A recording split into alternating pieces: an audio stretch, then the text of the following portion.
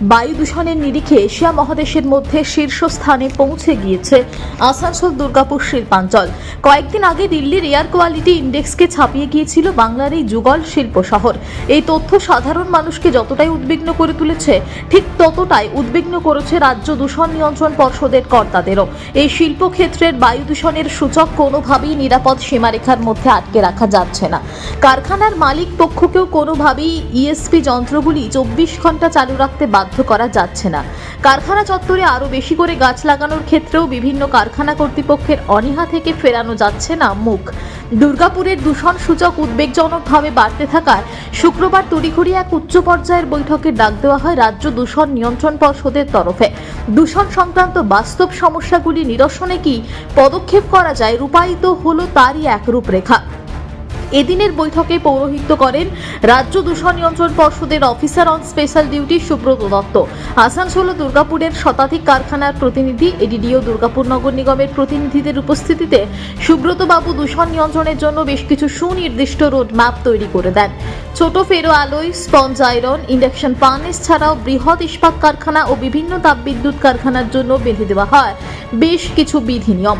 বায়ু প্রতিরোধক যন্ত্র, ইলেকট্রোস্ট্যাটিক প্রেসিপিটেটর বা ইএসপি মেশিনগুলি যাতে 24 ঘন্টায় চালানো থাকে তা সুনিশ্চিত করার জন্য প্রতিটি কারখানায় বসাতে হবে বিশেষ জিপিএস সিস্টেম, যাতে সেগুলি চালানো হচ্ছে কিনা তা 24 ঘন্টায় মনিটরিং করা সম্ভব হয়। এছাড়া প্রতিটি শিল্প কারখানায় রাখতে হবে ওয়াটার স্প্রিংলার বা জল ছেটানোর যন্ত্র।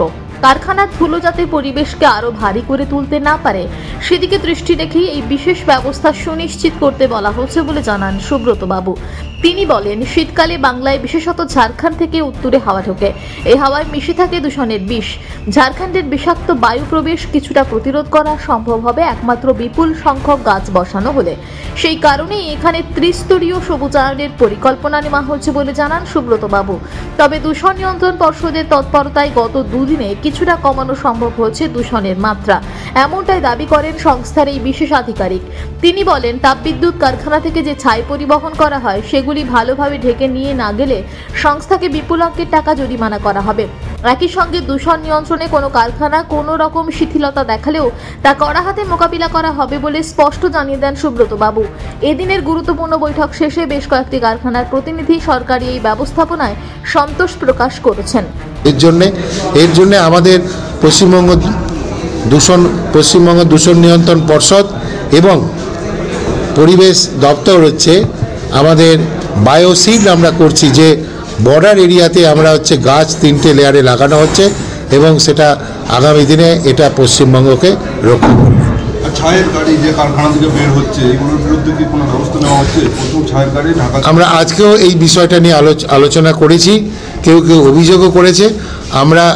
আমরা একটা হোয়াটসঅ্যাপ গ্রুপ করেছি, যে এখানে ইন্ডাস্ট্রি এবং ডিএমসি, দূষণ নিয়ন্ত্রণ পর্ষদ এবং এডিডিএর আমাদের প্রতিনিধিদের মধ্যে একটা আমরা গ্রুপ করেছি এবং আজকেও আমরা বলেছি যদি এই ধরনের কোনো রকম বিষয় দেখা যায় ইমিডিয়েটলি এই গ্রুপের মধ্যে এটাকে পোস্ট করা এবং আমরা অবশ্যই এর বিরুদ্ধে অ্যাকশন নেব। কাদেরকে নিয়ে আজকে বৈঠক করলেন?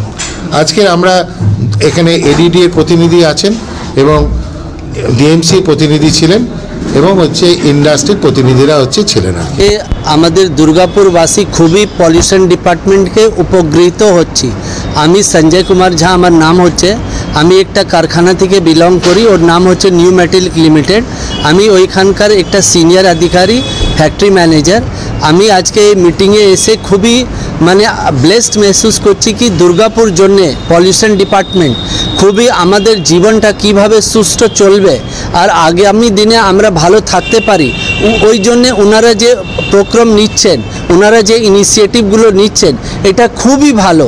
এটা যদি সব পুরো ভারতবর্ষের মধ্যে নেওয়া হয় তো আমরা একটা খুবই সুস্থ পরিবেশে বাস করব।